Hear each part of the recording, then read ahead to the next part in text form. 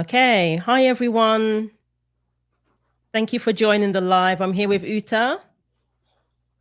Hello. Make sure to check out Uta's channel. I'll leave the details in the description at the end of the live or during the live if I can figure out how to do it. Just waiting for some more people to come in. So give me a one if you can hear me, if you can hear both of us. A one in the chat. Hopefully you can hear us.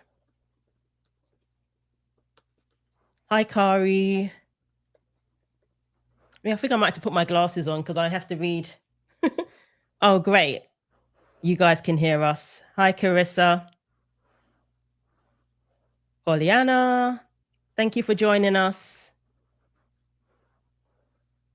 We're just going to talk about everything that's been happening with the whole Gold's Gym situation.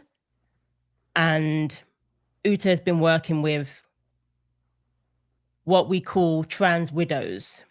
Is that right? Yes. For a while now. How long have you been collecting data? Because you've been Well, collecting data from about various 3 years. About 3 years. 3 years. Okay. Yeah, because my channel, as of a week ago, is exactly 3 years old. Wow. Yeah, and I now have data on the experiences of 76 women who divorced suddenly full-time cross-dressing husbands. Wow. 76 now. Yes. And how long did And it take to yeah, get to 76? Is it over? it took me 3 years. I think it started off very slowly. I'm not really on Twitter. I published a book, a memoir of my experiences in the curated woods, True Tales, from a grass widow at the time in 2022, because so much was going on with book sales being suppressed, like the one from Helen Joyce, Trans When Biology Meets Something, when reality meets, I forget, I think she's changed it too. Anyway, for a while that was canceled from Amazon and so on. And so I thought I better not have trans in my subtitle, but I want to have some indication that, something happened in my marriage. And I know that some people are upset or are puzzled about the use of the word widow, but that is a term, trans widow, that I did not invent. The term grass widow goes back as far as 1528, and it indicated a woman who was not with her husband at a time when really divorce was hardly allowed, and but she was living honorably separately from her husband. And this was used in letters between clergy and that kind of thing. And so I somehow, maybe a couple of decades ago, the term trans widow became the common colloquial usage for women who have gone through this variety of divorce. So before the term trans widow, it was grass widow. Well, grass widow is just an old term that I had known about from reading novels that actually took place like in the 1600s and that type of thing. And I had just heard of it. And it references also that, or it could be for a woman whose husband simply disappeared, but they don't have proof that he died. And Oh, so they say grass, like a patch of grass instead of a grave, to oh, grieve it. And it fits in actually with the phrase which I just learned for a great deal of what we experience, which is ambiguous loss.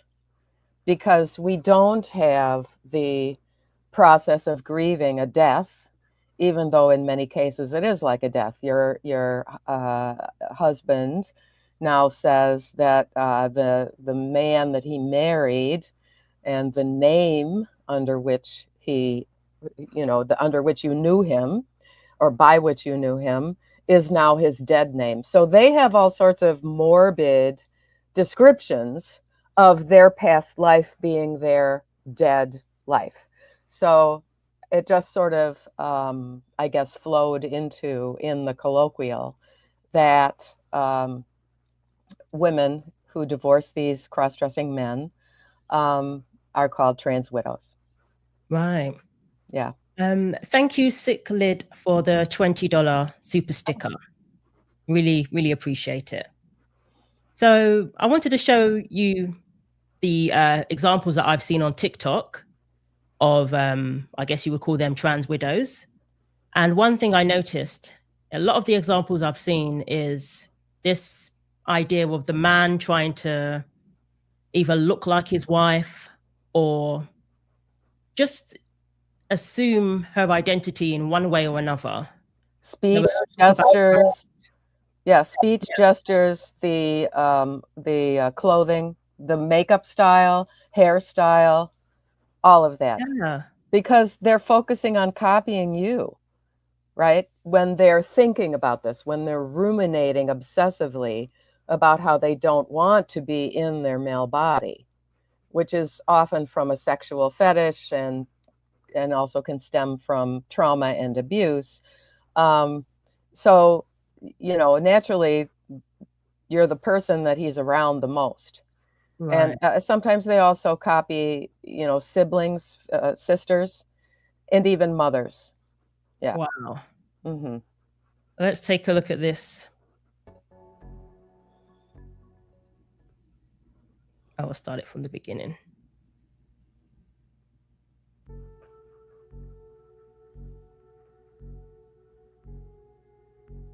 It seems to be starting off well.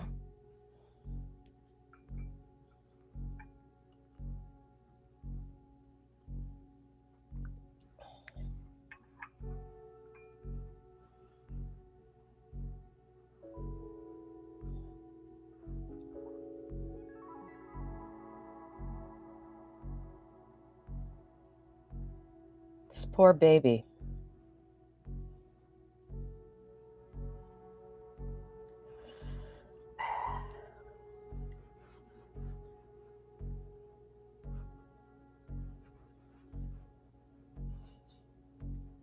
Looking more and more like her. Ugh.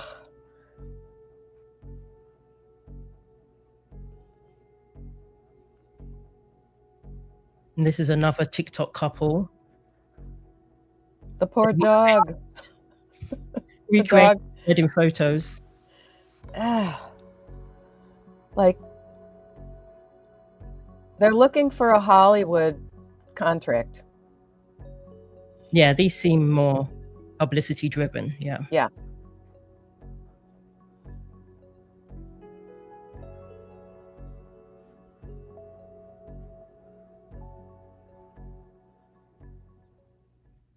So they're both examples of women who have stuck by the man since he's come out as trans. And I think one of them calls themselves a lesbian couple now, or at least the wife has said that she's attracted to women, the latter couple that we saw. But the first one, the wife says she's still attracted to men, but you know, that's her husband, and they don't consider themselves a lesbian couple or anything like that. And with the first one, I think it was soon after she gave birth, he came out as trans. And with the second couple, they had had like 3 kids, been together 5 years, and then he came out as trans. So just it's unbelievable to me, these sort of stories. Yeah. They're really hard to get through. It's I don't recommend staying. You Right. know. Yeah. It's amazing to me how those people and those men actually want to put themselves out, you know, with their wife. I mean, I totally understand the narcissistic obsession with putting themselves out there, pictures and various images of themselves out online, because that's what they need to do. They're driven to do for validation of this persona. I call them men who take on a female persona. I try to avoid the phrase trans women at all costs. You know, I'm at that stage now. Yeah. yeah. And I mean the gaslighting, right? The one any woman who is coerced and gaslit into saying that she realizes now she's in a lesbian relationship. That um, you know, that's the gaslighting, and and unfortunately, I would say, you know, in liberal areas, in blue states, and so on, countries, Western Europe, and all, the mental health practitioners will also, which happened to me, the mental health practitioners will also either directly say or imply to the wife that she is a lesbian and she needs to recognize she was probably attracted to some kind of feminine qualities in her husband, Wow. which makes no sense if you ask me, according to my lesbian friends, some of whom, you know, kind of prefer to look butch or to, they're attracted to women who have very short hair and kind of muscular and, you know, a little bit macho, you could say. But I mean, for me, I see it all as personality. And I don't really believe in the categories of masculine and feminine. Um, and why? Because, you know, lots of men in Africa wear, or in other parts, all over the world, Mm. you know, Southeast Asia, you know, all kind of places, the Pacific, they wear bright colors. Everybody wears bright colors. They wear something that you could call maybe a sarong or a kaftan or something like that. And and in, you know, Western European history, you could see Louis the 14th or Henry the 8th wearing lacy shirts and sort of skirt kind of things. And, you Like know, kilts and and there's kilts, you yeah, know, with the Scottish national actually very thing. masculine to me. Yeah.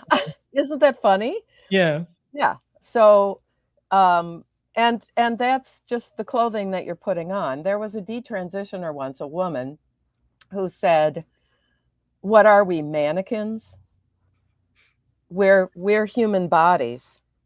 And you know, I get the the dressing that makes me the cross dressing that makes me sort of the most irritated, because I am a gardener. This is like my whoops, wrong way. StreamYard gets me mixed up. This is like my last bouquet out of my garden. So, uh, and so there was a gardening show, one of my favorite British gardening shows, Gardener's World. On one of their shows with like the Chelsea Garden Show or the, you know, one of those shows that's, you know, very fancy, all this stuff, um, all these beautiful things, great ideas. And then they have this man cross-dressing, gardening in very high-heeled boots, wearing a short, like, you know, tutu kind of a dress. Like, who gardens in that? Oh, I love the image of the bee and the flowers on this comment. Oh, She's yeah. Carissa said it's all a part of the fetish, and being a woman is supposedly humiliating to them. Oh, so them posting it plays into it. A lot of them are heterosexual who don't particularly enjoy male features on themselves. Yeah. Yes. Um, Yeah. yeah. The other thing about what I see as a person who was a trained special education teacher and an early childhood teacher, master's degrees, all kind of postmaster level training, etc., 20 plus years teaching. What I think that their unconscious mind is doing is going back and trying to fix something that in their child brain got set, whereby they get this idea that there's something wrong with being the male sex, that something bad that happened to them wouldn't have happened if only they were a girl. um, or uh, or there's some trauma, some death, and they obsessively attach to the female relative or person who was close to the family to that person who died. And that happens with some adult men in adulthood also. And what's happening is the mental health practitioners are engaging in malpractice. It's simply malpractice. I was just thinking yesterday, preparing to talk to you about this, that, I regard in a way that this scandal ultimately is as large as the thalidomide scandal, which is that because the surgeries that they're doing um, or injure the patient, and they can get incontinence, they can end up with sepsis and life-threatening things and all this. Um, Thalidomide, of course, was this drug that was given widely after World War II as a mild sedative, but they didn't realize, they didn't test it. Classic medical research, that was flawed. They didn't test it on um, women who were pregnant. I mean, I don't know how you would do that anyway. That's really what we learned, that when you're pregnant, you have to take as little things as possible, and of course, not drink or do drugs and stuff. But so thalidomide caused the limbs of those fetuses to develop abnormally, and they were born, without hands or with very short arms, or, it inhibited fetal development in utero. And actually, the event of this, the thalidomide scandal, precipitated the formation of the U.S. The drug, uh, what's it called? The our drug. It's the acronym is the drug and Oh, the FDA. FDA. Thank you. The Federal Drug Administration. Yeah. Thank you. I'm all focused on digging up my dahlia tubers and all the fall gardening, so I'm like, yeah. So the FDA was actually formed in response to what happened with thalidomide in the US, banned thalidomide before they banned it in Europe. And then they figured out from these babies no longer being born with these deformities, and that was still happening in Europe and the UK, that it must be the thalidomide. And it was just, it's terrible. Yeah. It's really and I view it as the same kind of mistake. And what I think is very interesting, is the phenomenon now of Tish Hyman. Yes. He is clearly a phenomenon. I get goosebumps when I talk about her because she is clearly not a person who subscribes to the Daily Wire and, watching, Fox News or something like that. She is a musician. She lives in California. She apparently, based on what she said about, she thinks that Representative Scott Wiener has done some good things and stuff like that. Housing, she was She's saying. Yeah. she's in any case, not they won't be able. She was smart the way she presented it all, because everything she said, hasn't it been interesting watching her quickly? That's why I think she's so brilliant, because she's not really hanging on to this, oh, well, we should call them transsexuals and they should just have separate spaces. She's also making the realization with about this is hurting girls, and that there are women, she probably doesn't know that they're called trans widows, but there are women who are assaulted physically by their husbands who transition. And I now have data on 76. We're going to go up to 78 very quickly. I'm waiting on 2 more. And my question about did he physically assault you, being separate from a sexual assault. Of course, sexual assault involves physical assault, but I'm just talking about non sexual physical assault. 38% of those 76 husbands. 38%. Physical assault. No. For sexual assault, it's just slightly higher. 39% of those 76 men sexually assaulted their wives. And about 10% of the cases, about 7 of us have told the complete story, which I did not experience. I was not a yes for physical or sexual assault. I so what was I saying? This happens to me. I sometimes lose because it is still it's not as difficult to talk about my past, as it used to be. But I do know, for example, that these I know what I was saying. I know why I had a hard time. Like my mind is trying to shut this down. So 7 or so of these 76 women were repeatedly, forcibly forced into sexual intercourse. I'm not sure what you're allowed to say here on this live stream, but we all know that's the R word. And repeatedly, and couldn't get out because of finances. Now,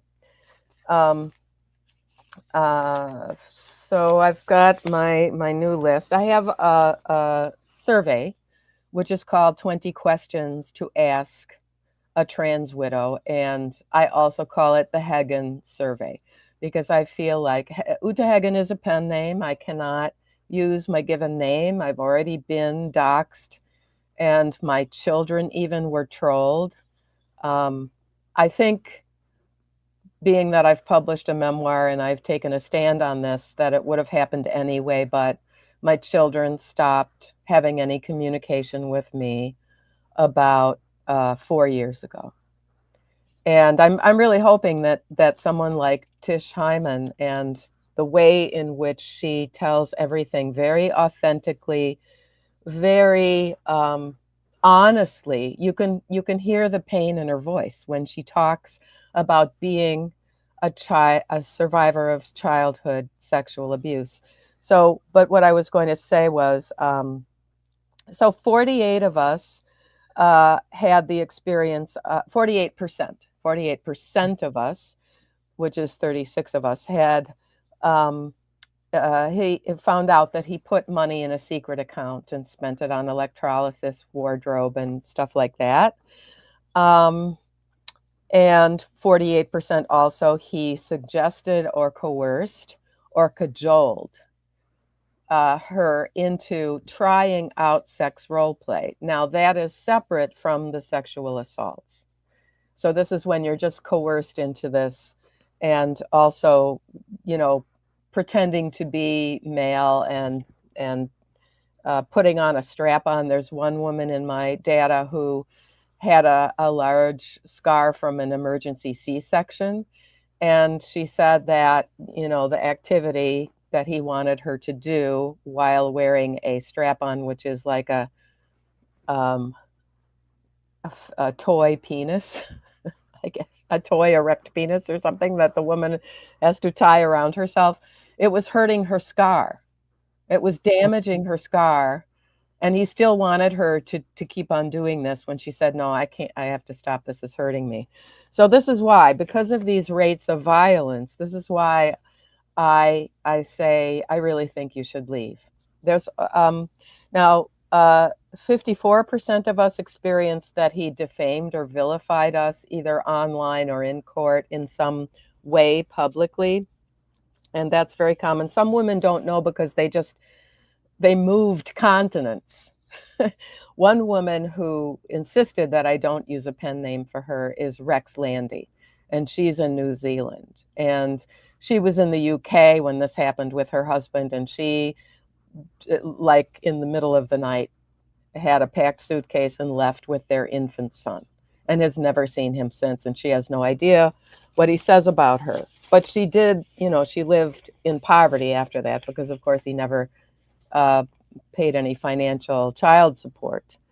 Um, so, and then the ones like this one on the TikTok that you showed, where they have 3 children.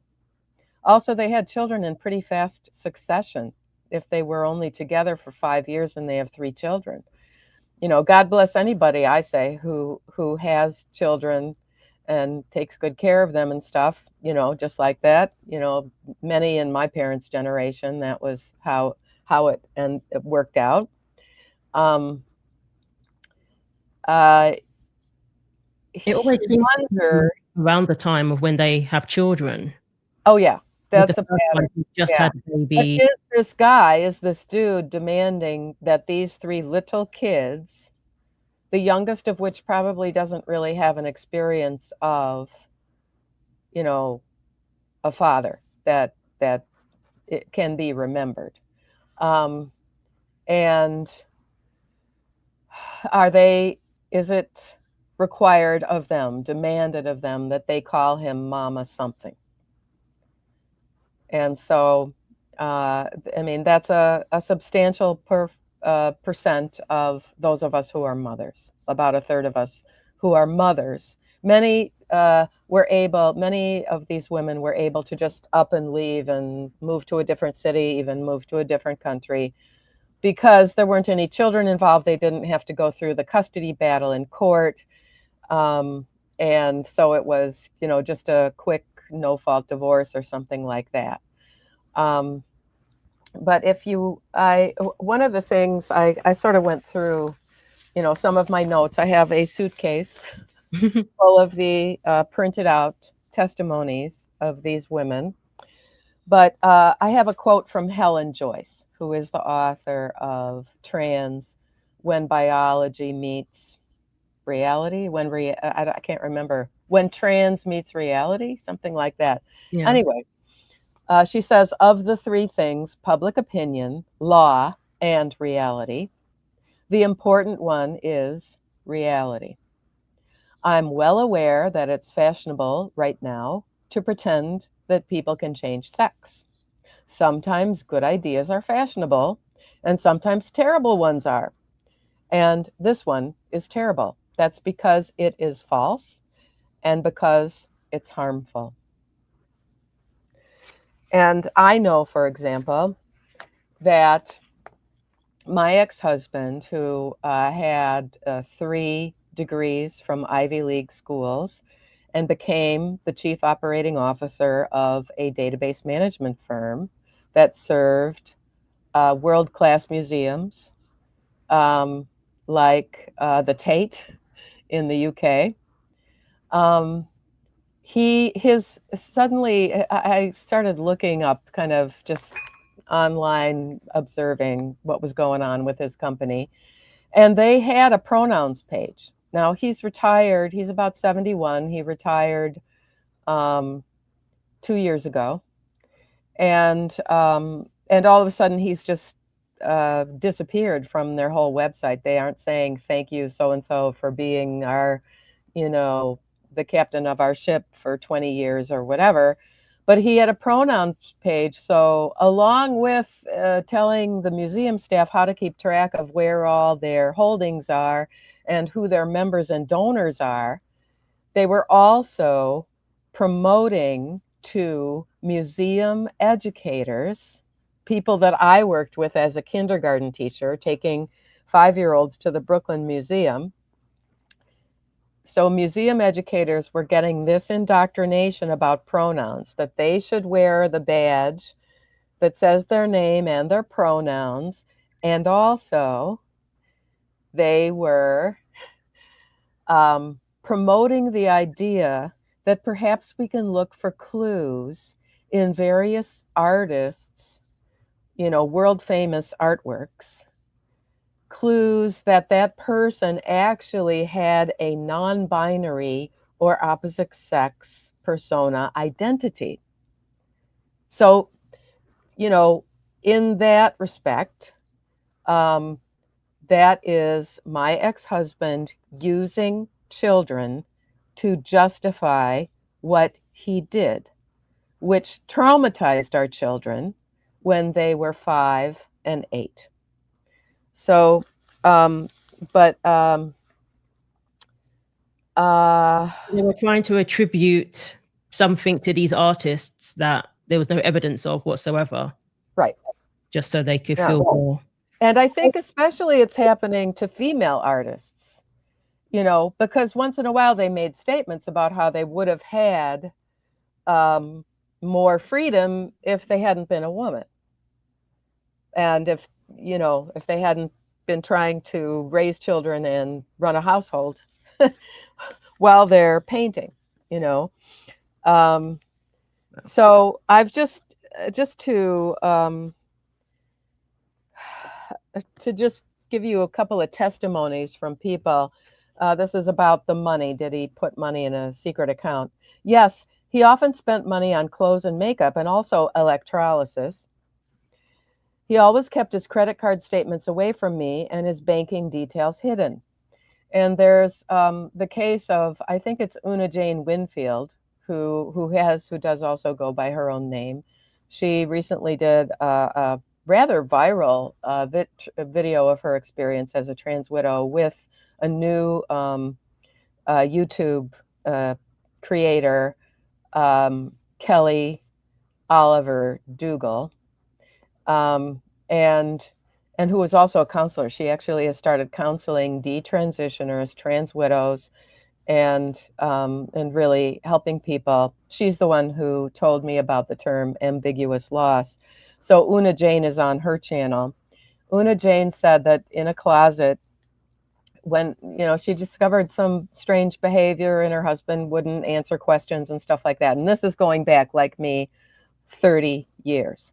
So she found in some, attic chest or something, she found all these women's clothes and high heels in his big, huge size, and credit cards that were in her now deceased mother's name.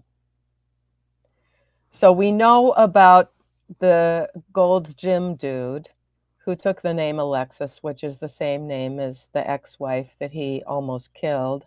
I think he should have been in jail for attempted manslaughter, and not just battery assault. Because you hit someone hard enough to break their jaw in 3 places, if the punch landed somewhere else, she could have died. And I know of 3 women whose husbands did kill them, who are now serving time in the women's prison estate. I think one in maybe Ohio. I think that the thing is the ACLU gets involved and gets these people. And so Beverly Gunther, Jennifer Anderson, and Olesia Senkova, who was a Ukrainian in Germany, are all 3 women were murdered by their husbands as they were trying to leave, basically. And Alicia Senkova is the mother of 3 kids, and they were in a room that was locked, overhearing their father murder their mother. And he only got 11 years in Germany, and he's serving that time in a women's prison. And why we don't hear these horrific stories is because there is an entity in the US. I think it was formed in the US, and I feel like because my ex-husband has the library degree and actually contributed to a style guide called the MLA Style Book, for the way you write papers and credit sources and things. There is this organization which is called Trans Journalists Association, and they have a so-called style book. It's called the Trans Journalists Association Style Book and Coverage Guide. And the name of this document, which demands that you don't report the violent crimes of these men ever, and you make sure that you don't use the biological pronouns, you have to bow down and consult what this person wants. That that is one reason, like those people who are in this Trans Journalists Association will call up the New York Times or the Washington Post or whatever, the Cleveland, I forget what that's called. It's kind of an interesting name, the Cleveland newspaper, and make complaints, threaten to sue, and get the ACLU involved if they don't follow this misrepresentation guide for how to write about these men. I have a theory that one reason they balk at the idea of a separate, so-called in quotes, trans woman changing room or bathroom is that they're afraid of each other.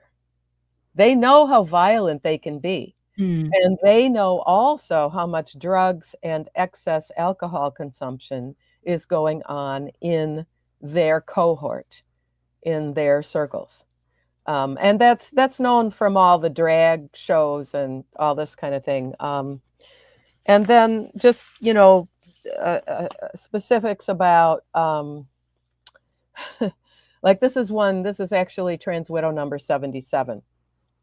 And I haven't done a profile of her yet, but this is my question number 11. Did he force unwanted sex with you? Okay, yes, often. This began as masturbating onto me or using my body while I was asleep, and then progressed to straight up R word.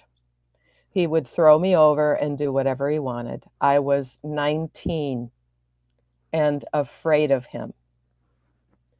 I never mentioned this to anyone, not until years later in therapy. And this woman got away. She had 2 children with him. And like this commenter just mentioned, it is often after the birth of a child that they really go full blown with this. The second child actually was the result of the last R word that he committed on her. And in her therapy, in the kind of woke area that she lives in the world, I have data from all over, from Western Europe, from Scandinavia, the UK, California, New York, the South, places where you wouldn't expect, Alabama, Texas. Her therapist is requiring her to say his new female name and use female pronouns for her R wordist. Yeah. And so the mental health profession needs to catch up. And concern. oh, yeah, and this one was not violent to her. What was it? Yes. Okay, so she was saying she didn't go into therapy with him and get told that she was a lesbian, but he went to solo therapy after beating up his mother and getting arrested, and he was in prison for a few days. But probably his mother decided not to press charges, and so then that was it. And so, and for example, there's another one very similar to this last one where, she's talking about it starts with masturbating next to you while you're asleep and then it escalates. So there was a case like that in the UK where she did call the police. She had an infant that was maybe 5 weeks old. She ran barefoot with the infant out onto the street in London. People helped her, called the police. She reported it, took her to the hospital. She did the kit and everything. So she had, um, DNA evidence and all that, and as well as witnesses, right? And the Met Police really blew it. And about 6 weeks later, called her up where she's harboring at her mother's and said, "We don't have enough evidence to prosecute." Now, that was, I mean, she thought that he was going to kill her. He also, typically, along with those 7 that I said, where it was very, very violent, um, typically there's also battery strangulation. And that's the technical word for, choking someone using your hands, because choking is actually something going down your windpipe and you can't breathe because of that. And strangulation is the correct word for, someone from the outside obstructing your airways. And if they don't kill you doing it, it's called battery strangulation. So um, I've learned a lot of legalese, and it is unconscionable that a man like this Kyle Grant Freeman, who calls himself Alexis, his ex-wife's first name, can go on to TMZ with his smarmy voice and bright pink lipstick and act like they are violating him by saying, but you are a biological man and so and so and so and so, when he knows that he's a convicted felon who pled guilty to assault and battery of his wife. You And can he also to mention that. pled guilty. They didn't know, I think, yet, but they also pled guilty. He also pled guilty to 2 felony cocaine charges. So how does he have those 3 strikes? I guess it was a plea deal, and I don't. He wasn't serving his time in a women's prison, to the best of my knowledge, because it was after he got out of prison that he started ideating a female persona. And to me, all of this about the way he acts, this is likely to be someone who had a traumatic, um, destabilized, violent childhood, possibly with, you know, SA'd himself. And I have a theory that it's the unconscious mind trying to revisit that, but then doing it through watching violent, corn, and especially the sissy hypno corn, um, and uh, and then acting it out that way. Because of course, if he does that to a woman, he's going to come out being not the victim. I think it's some unconscious part of his brain wanting to go back and have a do-over and not be the victim, but instead, you know, goes down this rabbit hole of being the aggressor. And who knows? I mean, a lot of these men, like my ex-husband, whom I have named Neddy as his pseudonym, uh, a lot of them also have very negative feelings about their mothers, because their mothers didn't protect them. Often it's the father or some other male in the neighborhood or relative or something that has abused them in some way or other. And so this is really, first of all, they're not healing this person. They're not, they don't talk. I mean, the PhD psychologist who diagnosed my ex-husband on July 20th of 1993 and proudly stated that it was the first appointment, the first time she's meeting him, and she diagnosed him as transsexual. And she proudly wrote that in, I think it was 1997, in a sworn affidavit. Oh, little cat feet. I remember you. Yes. Cat feet for joining us. Thanks for joining us, and you Yeah. have a good evening. Yes, thank you to everyone. I'm hoping that all of this will help, steer us back on the right path. I have in my I hope for Irene list. I have that Tish and Irene will be here like me on a live stream sometime soon. Well, hopefully, you never Yeah. know. Yeah. But she's definitely. Let's have a little summary of what we're talking about here. Gym locker room scandal just took a shocking new turn. The person at the center of it all has been revealed to have a serious criminal past. According to media reports, before transitioning, this individual was known as Grant Freeman. In 2022, he pleaded guilty in Ohio to domestic assault that caused serious injury to a partner. After serving his sentence, he transitioned and took his ex-partner's name, Alexis. Yes, the same person who now insists on entering women's locker rooms, claiming they have every right to be there, is the same person once convicted of serious domestic violence. Yet when women speak up and say they feel unsafe, they're the ones silenced, banned, and labeled as intolerant. Remember the woman who lost her Gold's Gym membership? She simply voiced her concern and got removed for it.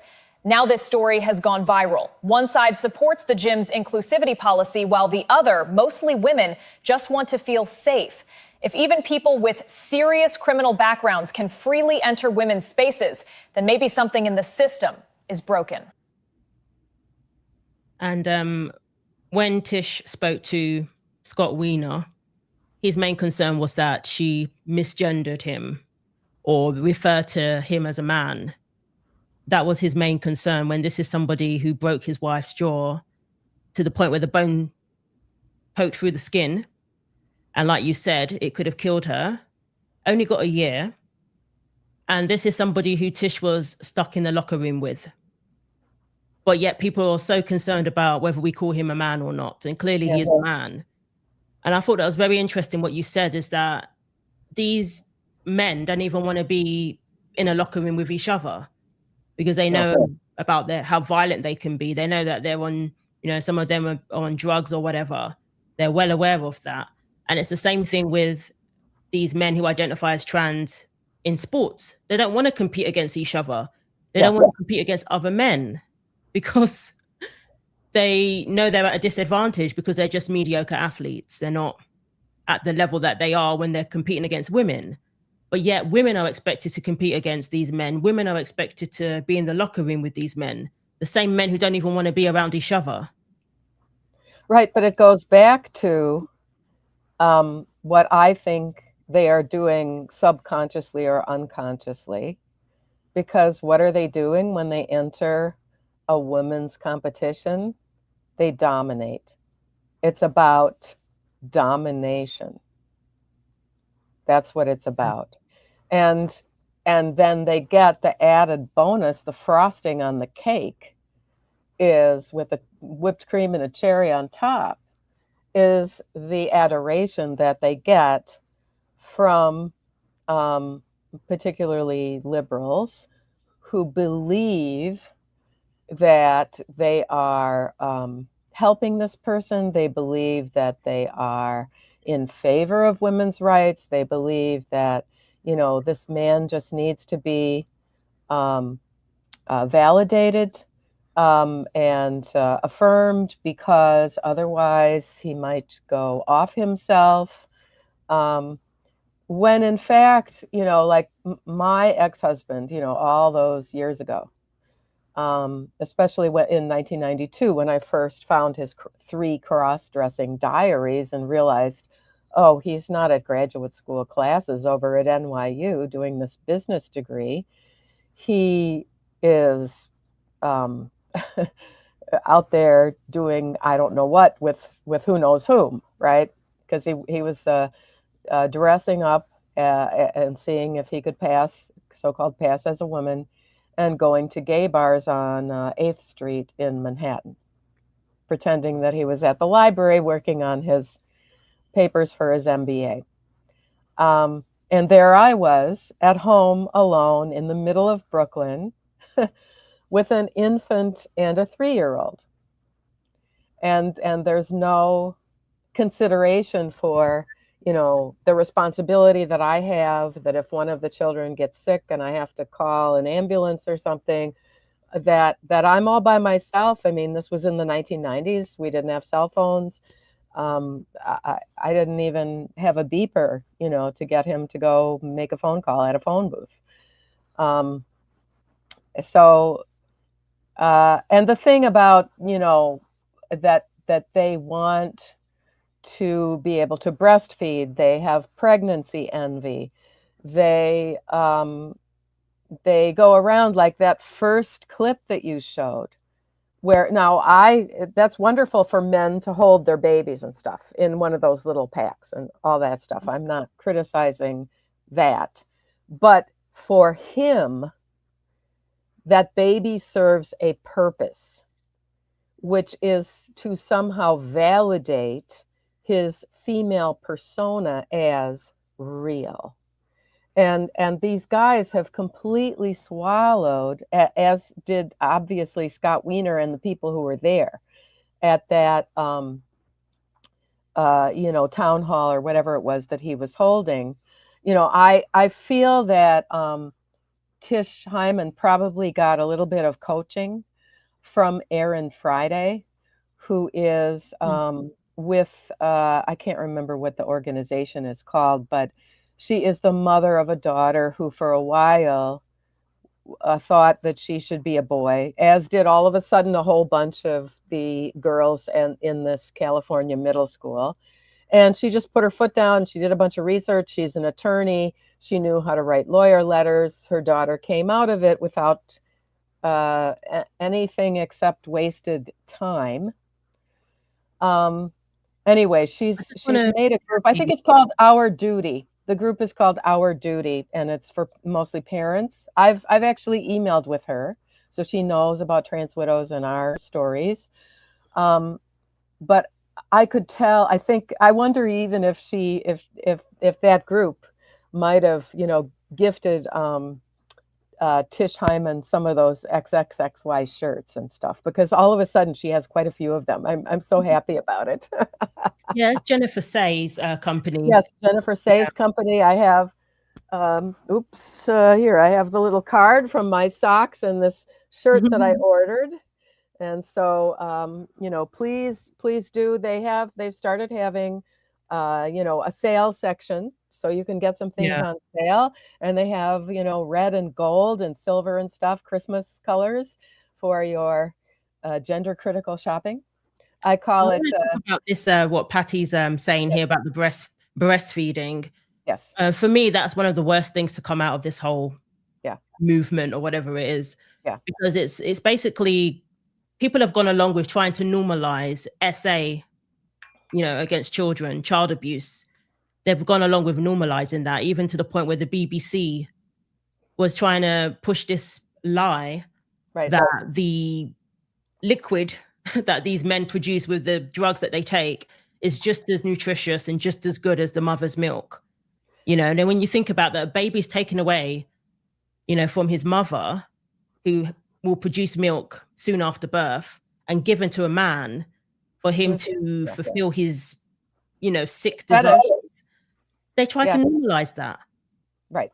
And everything that's been going on with men going into the locker room, what happened with Leah Thomas, exposing himself to those girls, this is what they've tried to normalize for the longest time. Mm-hmm. For what? Just to appease somebody's identity, to get a pat on the back? It's absolutely sick. It's what has come out of this whole thing. Validation of a pretend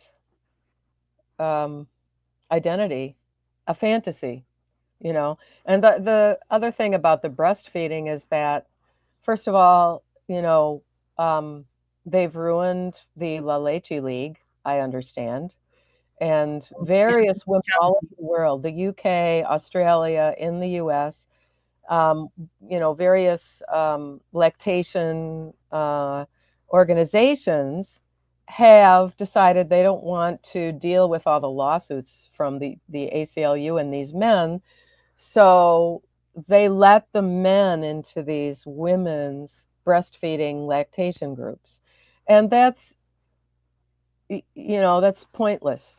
It's really, really pointless. And I feel the worst for, if it's a case where he's now the at-home dad and she went back to work because he's got all kind of drugs and alcohol problems, and he's not, many of these ex-husbands in my data have lost jobs, they have drug problems, and she couldn't get out of it because she was the sole support of the family, and she would end up having to pay alimony and child support, if you can imagine. But the other thing is that these men cannot produce. I've seen enough of these men holding up the little, tube. I expressed milk, holding up their so-called expressed milk. And it's this tiny little thing. I mean, when I was first breastfeeding both times with both of my sons, like I was able to fill up, a couple of extra bottles just from this hand, not even an electric kind of a pump, nothing fancy, because the milk just comes down. This is Yeah. biologically what you're doing. You are giving this child all their nourishment. And first of all, the we don't know anything about the chemical transfer in men who are taking all these chemicals into their bodies hormones and to cause this, dribble of milk out of their nipples. And also, it could lead to failure to thrive for the baby because the baby has to work so hard. I mean, there was a weird guy in California who put this up on TikTok. He wasn't a father. He didn't, there was no baby, but he was trying to express milk after having taken these chemicals, and he proudly shows up this tiny little thing, and he wanted to sell it. I guess there's like a market for expressed milk for, when it's not working out for a baby to breastfeed or something. And first of all, that's another way to take advantage of women who are mothers. usually women donate. They donate, their Yeah, breast. It's not. yeah. Yeah, Well, they were in and the thing is, my we think. my story related to this is that my younger son was 1. He was maybe 14 months old when I discovered Nettie's 3 cross-dressing diaries. And so that's 1992. We lived in New York City. The 1980s was the AIDS crisis. I'm suddenly realizing, what has he been doing? I have been still sexually active with him. Could he give me AIDS? And could I be passing it to my infant child through my breast milk? And the fact that these men, and that's a very male thing. I don't want to bash men at all, but it is, I think I'll turn it around the other way. It's specifically because we are the female sex who experiences having menstrual periods and having to plan ahead and having to remember all these details and carry all the sanitary supplies and all this kind of thing. We're the ones who are, kind of more in tune with all of this, right? We're the ones who experience all the changes in pregnancy. You can kind of feel when the baby's head goes down and stays there when you're like 8 months pregnant or something, and the first time you feel movement, all these things that we are biologically attuned to experience. Men are not biologically attuned to that. And so there wouldn't be enough milk for the child. The mother-child bond is being interrupted. And the guy is getting some kind of sexual kick out of this, because, the breasts are sensitive. That's another thing that's so sad about the girls who are getting double mastectomies when they're teenagers and they haven't even experienced sexual arousal, that's very important tissue that has many, many nerve endings for sexual arousal. And it does have nerve endings that are involved in sexual arousal for men. You touch your partner's body all over. So it's all, taking biological functions and relationships and turning them upside down. Yeah. It's really throwing the baby out with the bathwater. And you've been saying this is something you were dealing with in the 90s.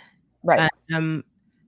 So we've been here for about an hour, so we'll wrap it up in about 10 minutes or so. Okay. I wanted to ask you, how have things changed regarding this topic from the 90s till now? Well, it's become much more common. Individuals like Bruce Caitlyn Jenner made it, kind of a thing and popular. And then we've got, they might not be men who ideate a female persona, but we have RuPaul, drag queen, I want to call it Story Hour, Drag Race. Oh, yeah. And people had a lot more sympathy for me back then. And nowadays, I mean, look at how Scott Wiener didn't react at all as Tish Hyman was leaving and said, it's documented. He has a record. He broke his wife's jaw in 3 places. And Scott Wiener cannot bring himself to say something about violence against women. And he's very far out there with all of that stuff. They spoke more about referring to this person as a man than they spoke about his record. They didn't even speak about his record. Right. I'm sorry you were trapped in a locker room with a domestic abuser. No acknowledgement of that. Yeah, I would say that it was right around the year 2000 that when I explained a little bit about my history and stuff to someone that was a new friend or a colleague or whatever, they started saying, oh, but think about her. Think about what those surgeries are and the sacrifice that you make for that. And it's like I wanted to smack them across the face and say, no, don't have a whole lot of sympathy for that. That is narcissism.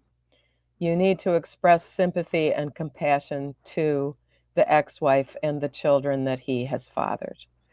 Because for example, there are 30-something children among my cohort of 76 trans widows, and over half of them have expressed suicidal ideation. And a small cohort, but a small but too large cohort of in the 30s, 5 of them actually had attempted suicides and had to be hospitalized. And in all 5 of those cases, the father was not involved at all in the post-event counseling. So, and the psychological profession doesn't take this up at all. Now an interesting study came out of Finland. The Scandinavian countries have mostly, except for Iceland, done a full 180 on transitioning of children. And I think even adults, they're saying you need to do extensive therapy first, and there are too many risks with this. So Finland has been doing studies about societal attitudes, and they did a longitudinal study of how children viewed their classmates who said, I'm supposed to be the opposite sex, I want you to call me some other name. And they found that it was a clear pattern of behavior that the children who were ideating a cross-sex persona were bullying the other kids. So the bullying wasn't from the outside towards the patient or the mentally, psychiatrically ill person, child, who is saying, call me whatever other name now. Rather, they are perceived, at least, as bullies of everyone else. Because, of course, they're insisting. I mean, look at, if you ask me, Scott Wiener was bullying Tish Hyman, who is a African-American lesbian with apparently some kind of history of childhood sexual abuse. And turned against her. I know. She stood up to them.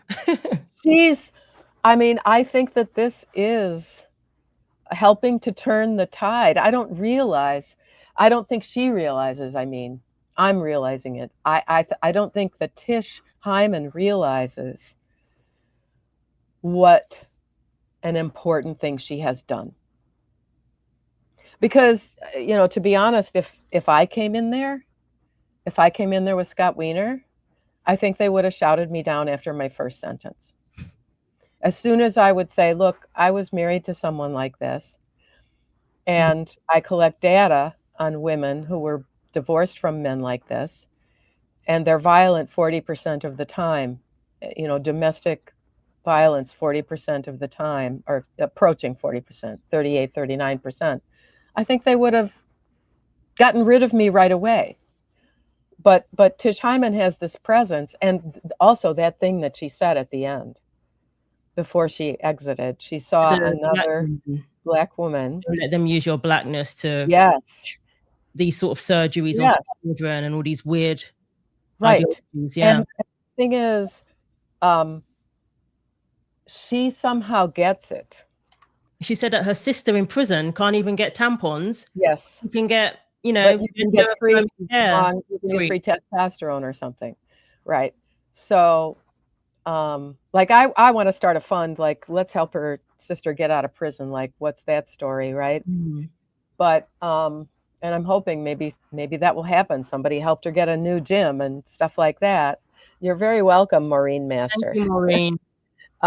Thank you for joining the membership. Yeah. So, we're just, and to see, she really is fast on the uptake, because she also said, you're trying to transform children or something like that. She didn't use the word transition, but I think child transformations or something like that. She said. Yeah. And the thing is, I've had this happen to me. As soon as I say, I am trying to be as understanding as I can to these men, but they have a narcissistic dysfunction, personality dysfunction, and obsessive compulsive disorder, a sex-based obsessive compulsive disorder. Then they'll come back at me and say, oh, well, you're a racist and you're a Christian white nationalist, which I'm not Christian. And I'm, I love my country, I'm becoming a little more conservative than I used to be. I used to consider myself a centrist. I would say I'm a little more on the center right, mostly because of the craziness on the left, insisting on this kind of stuff and claiming that science tells us, and then they say a bunch of lies, and they won't admit that it's lies. This is all captured language. It's all indoctrination, brainwashing. It's deep in the schools, unfortunately, in places like California and New York State. It's deep in the schools, and it's being snuck into the schools, even in places that are considered more traditional and conservative. And this is because of the teaching programs. Yeah, Tish is just bee-flower. I just so agree that Tish is absolutely fantastic. Go to her channel. She has a YouTube channel, Tish Hyman. If you put that into the search line, you'll find it. I've been writing comments and liking all of her videos. I think she's also a very naturally talented musician. She seems to be very positive. She's also a great example and like mentor to women who want to get in shape. Because even if you look at some of her older videos from a year ago or so, she is in really top condition compared to that time. So I can understand why she's just crushed by the thought that she's going to have to stop going to this place where she's probably been working out every day, really driving herself, really getting into tip-top shape, saying goodbye to, 150 pounds within like a couple of years. So she's definitely committed to going to the gym. And what a great example. I mean, I'm really hoping that maybe we'll see her in Jennifer Say's ads for XXXY. Yeah. You know, that wouldn't surprise me. Yeah. Yes. Yeah, And probably. yeah. And she's just so sincere. She was so sincere and authentic. And look at, I mean, the guy who harassed her, Kyle Grant Freeman, now going Alexis, smarmy, inauthentic, obnoxious, arrogant. And that's, my husband became really quite insulting and obnoxious. You know, he called her the B word.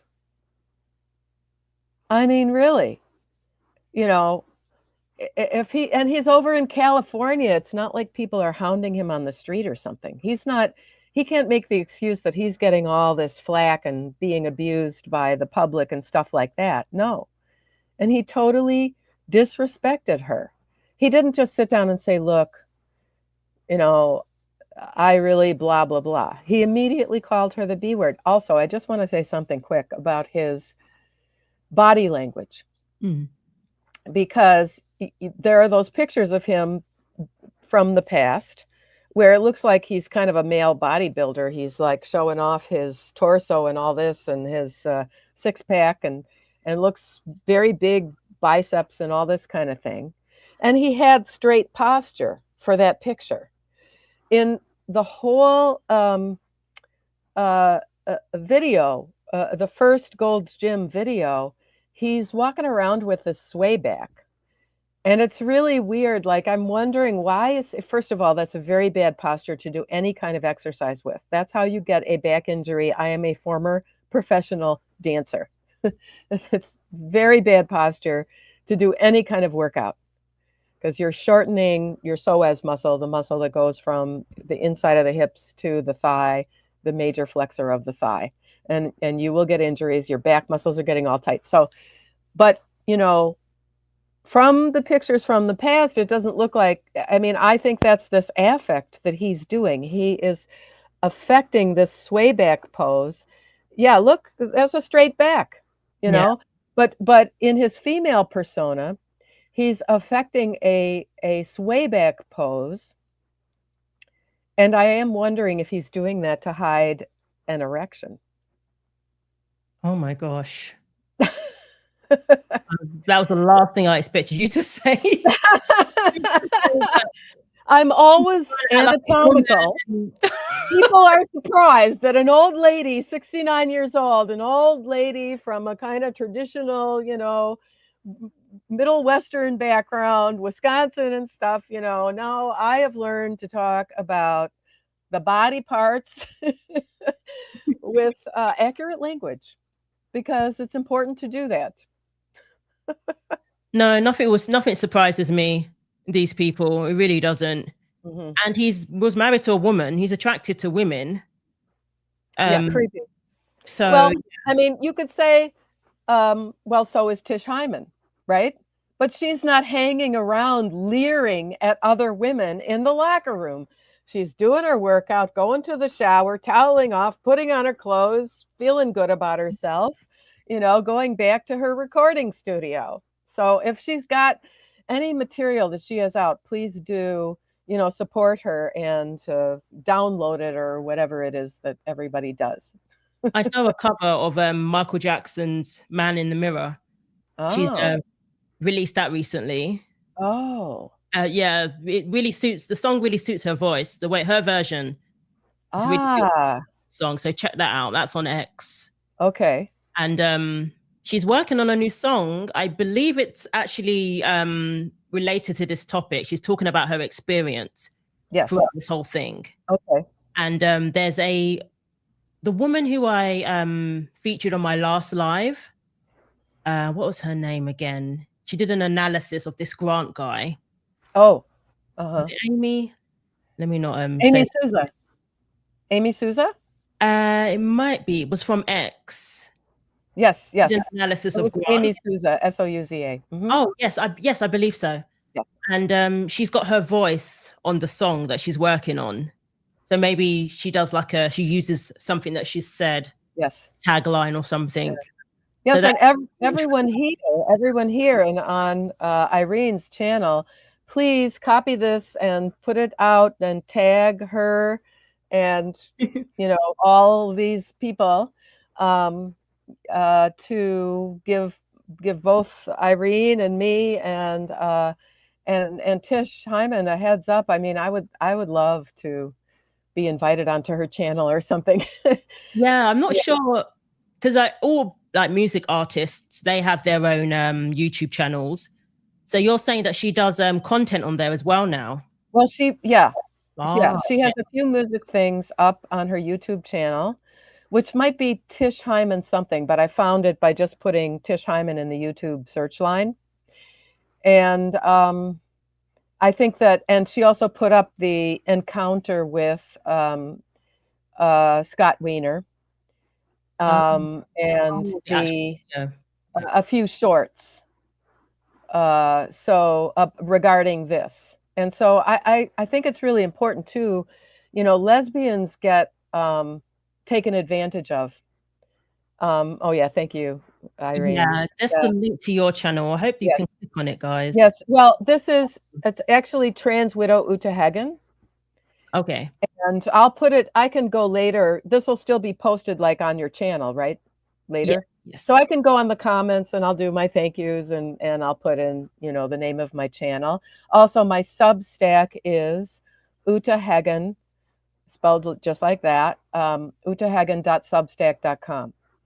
And I did a recent one, and my sort of most viral video was about this. I got 3,000 views in about 3 days, which is unusual for me, and 100 new subscribers in less than a week. And I was kind of clearly analyzing in written form what we know about this violent man who is a cross-dresser and the data that I keep. And I think that the links to that could also be very useful. And one suggestion that I always have is over Thanksgiving dinner with your uber liberal relative who, oh, thank you, Cat Can. If the topic comes up, you could say, well, women have various ideas about this. Just check out Irene Brit USA channel and Trans Widow Uta Hagen, and then you'll get the real picture, the stories that are not reported. Yeah, that's the thing. Or at least I think YouTube has relaxed its guidelines recently. So I'm just telling it as it is now with the pronouns. Before I was trying to be careful to avoid pronouns, but at some point you've just got to. Yeah. You've just got to. A piece of advice that I would want to give to Tish Hyman which is my practice, if you get a troll, like the ones who say to me, well, no wonder your husband needed to transition, you're just not enough of a woman for him, or some nonsense, or telling me how to do damage to myself or whatever, I immediately click the hide this user from the channel. And so I block them. Mm-hmm. And I omit, I delete, those comments, because I am actively seeking, if you know anyone who has gone through this, I am actively seeking to have more information because I have already done the contract it's, my book, I don't make money out of my book, In the Curated Woods from iUniverse, which is a self-publishing house, a quite good one. And my book is about healing in the gardening and in the woods with photographs and stuff. But I'm in contract for my next book, which is going to be like, for example, here's a sunset picture. My next book is going to be called The Trans Widow Chronicles, Wow. Leaving and Healing. I really became very overt and vehement about the need for women to leave because of the approaching 40% violence rate and because of the murders. And the more I know that that is right. And in my cohort of 76 trans widows, there are women who stayed for 10 years. I stayed in this. He sort of detransitioned for a while, and then he secretly went to this Dr. Connie for the one-day diagnosis. And so women are stuck there, staying with them, and sometimes they put on a good face and they say, no, we're keeping our family together, and I'm staying, and we're not really lesbians, but I just don't want to break up our family, so and so and so and so. And I don't think there are very many women who stay who don't have children. And I still think that it's not good to stay because he's erasing you. He is diminishing you. He's diminishing his own mother and grandmother and sisters and aunts. Any man who goes full bore down this glitter rabbit hole is diminishing women and doing mother erasure and And what does that female do to the erasure. children as well? Yeah. The No, community. they're messed up. My kids are messed up. They're messed up. I mean, they're not on drugs or, unemployed or something like that. I suppose if we have a bad downturn of the economy or something, maybe they'll come knocking on my door because they'll need some help. But I did find out that my older son got divorced. I feel bad that he feels he can't confide in me and, get support from me because I know how his father is. He's not going to get financial or emotional support from his father. But it's the, the politics. It's the politics. The politics is demeaning women. It's just so weird. Yeah. The women who stayed for 10 years, what ended up happening with them? Well, he had been violent. And what happened is she fell in love with a man that she met at work. And she started kind of, seeing him. And then her husband found out about it. And he took the name Bridget, like he's like 6'6" or something. He's this. They always choose the most feminine sounding names. Anyway, and of course he kept his red pickup truck. And he had a serious alcohol problem. He had a violence problem. He threw things at her when their daughter was an infant, all this kind of thing. But he sued her for divorce on the grounds of infidelity when she fell in love with a man. And now she's married to the man that she fell in love with, and they had a divorce, but they were on the West Coast, and she was coerced into having 50-50 time with their daughter. And that wasn't good for the daughter. She started self-harming and stuff. The daughter is close to adulthood now because that was 3 years ago. So the daughter, who was, I think, 14, is now 17 or something. So I hope she's starting to realize. But the thing is, in blue areas, in woke liberal areas, it's not popular to tell the truth about what your dad did. And this is what the other upshot of what he did. Like, this is crazy. So some of these men who ideate a female persona also become foster parents for teenagers who are ideating, teenage boys who are ideating a female persona.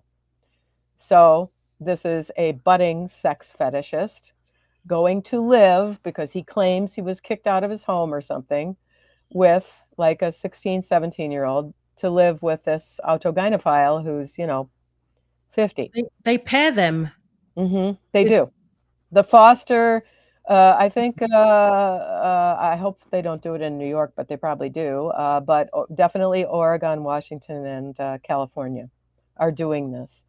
And so that means that kind of erases the chance for this youth to come back to his healthy body.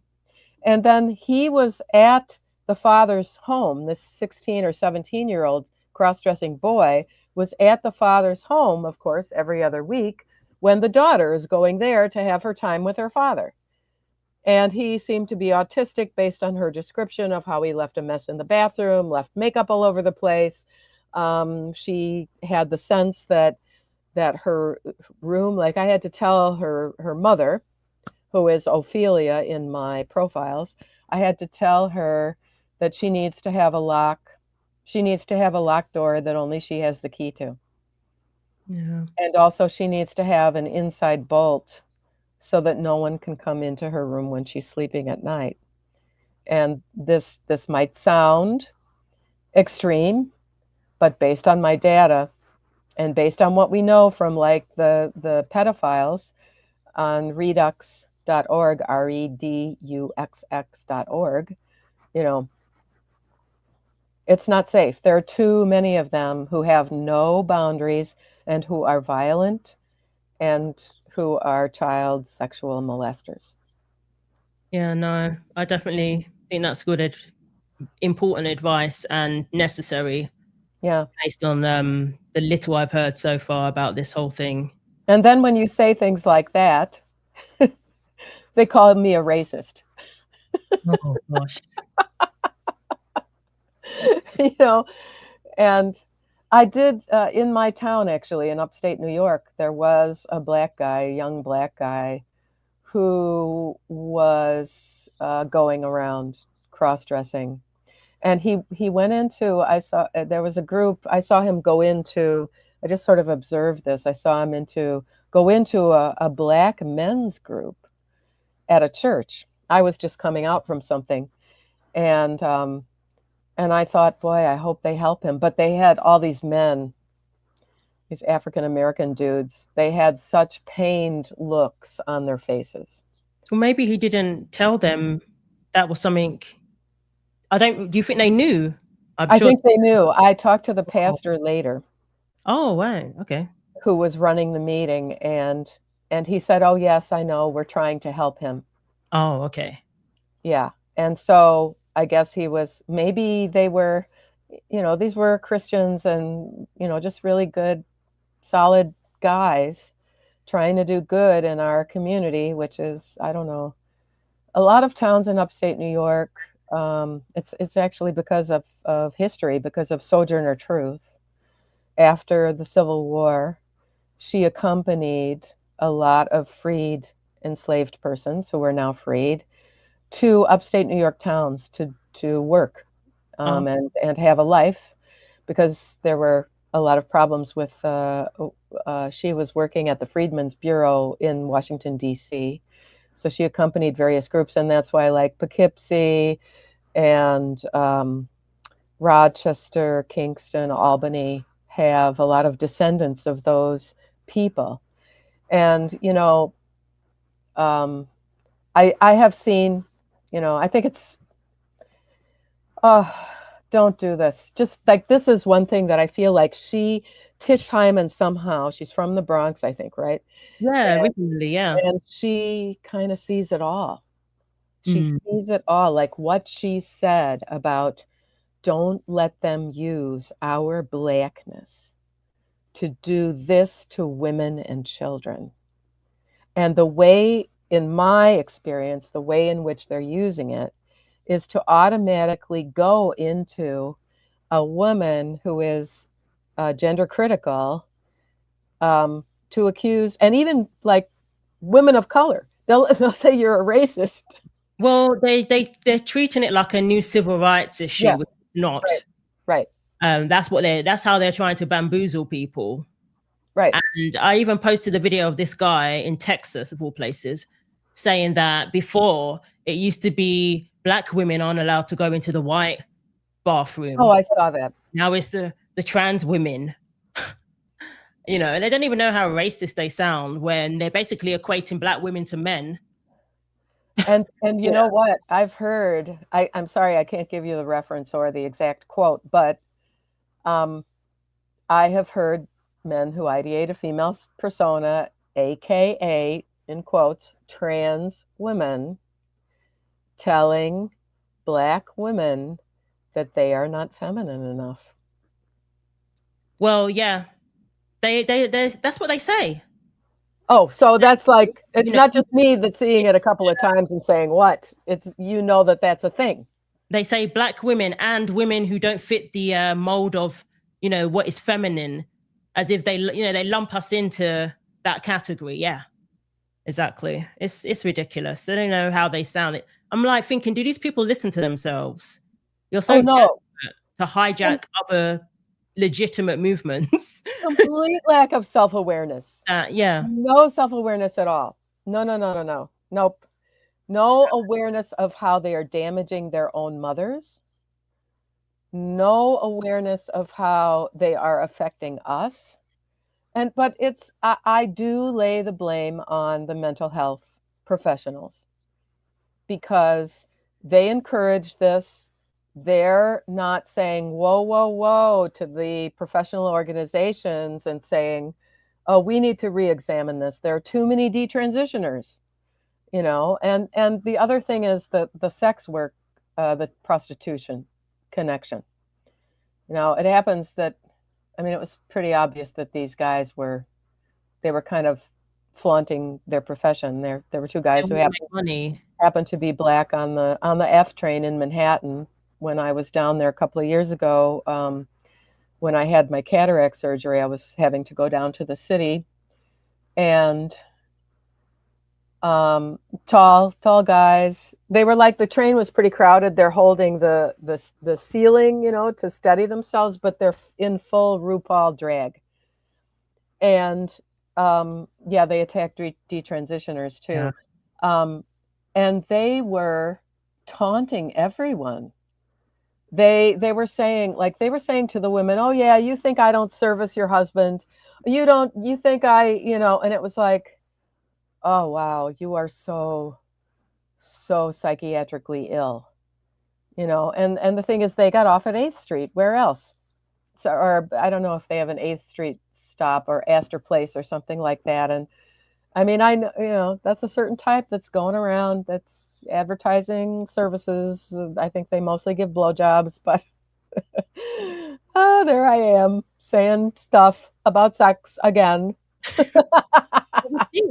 the thing is, I still believe what my very religious mother taught me about sex, which is that, well, of course, her very old-fashioned was, you know, first you get married, and it's this beautiful thing. It's from God, and then you might have a baby. You know, it's like, I still actually believe that. I think you shouldn't sleep around. It's not liberating. It's not good for men, and it's not good for women, and it's dangerous. You might get something, and you could get hurt.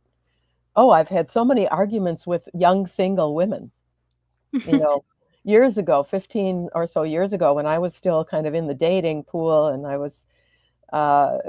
wasn't like, there was like a neighborhood place where I would go and have an early dinner, and because no one else was there, I would sit at the bar and talk to the bartender. And once in a while, some single women, oh, Kelly, yes. This is, you know, check out her channel, Kelly Oliver Dougal. She's doing great help. We need to start a company or something. Like, we all have really great input. Anyway, yeah, now I lost my train of thought. This is what the comments always do to me. Like, I start losing my train of thought. I'm not good with this. But yeah, I agree. And I think where we're at today, it's a lot of it's to do with people being exposed to things that has really messed with their heads. You know, being Yeah. exposed to corn and Yes. that. I really believe that's a lot of that is at the root of the issues that we're dealing with today. And Yes. hopefully we're moving away from, like you Well, said, it's changed since the 90s. But what's really disheartening is hearing that you got more support back then, but now oh yeah. wives who even just cry about what's happened to them, for example, will get called transphobic Oh yes. if they show that Oh, yeah. they disapprove of what their husband has Right. done. Yes, a recent troll, the gist of what he said was, people would think you're a really nice woman if it wasn't for the transphobia that's in every video on your channel.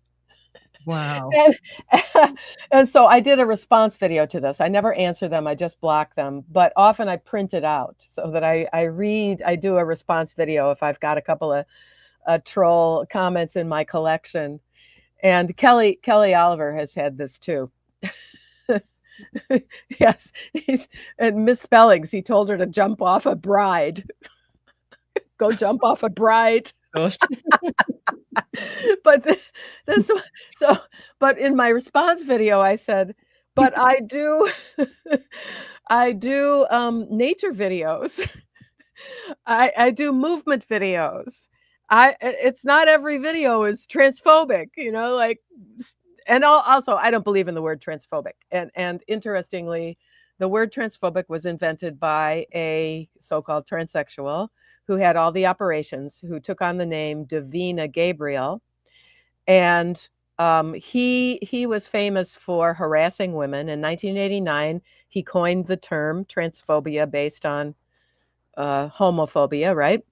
And he was one of the harassers of women at the all women's music festival in Michigan, which was called Mitchfest, and there was a history of these men in dresses trying to break in and be there with the women and stuff.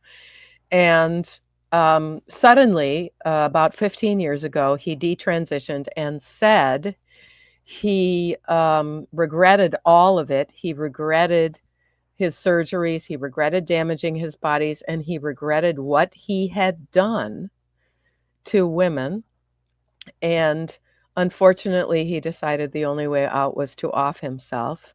But he emailed to several people who knew him and knew he had detransitioned. He emailed a statement that he wanted read at his memorial service. And so there were a couple of memorials for him.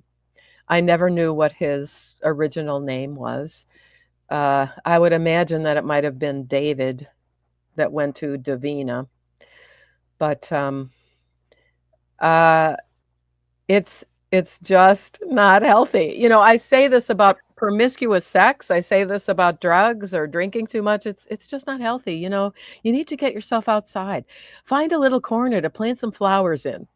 That's, you know, roll around on the floor, start doing some movement. I mean, I stopped going to swim at the Y in my town here in upstate New York because I heard that they're allowing men in the women's change room, and I will not. I just, you know, and I don't want to get attacked or harassed or have this experience.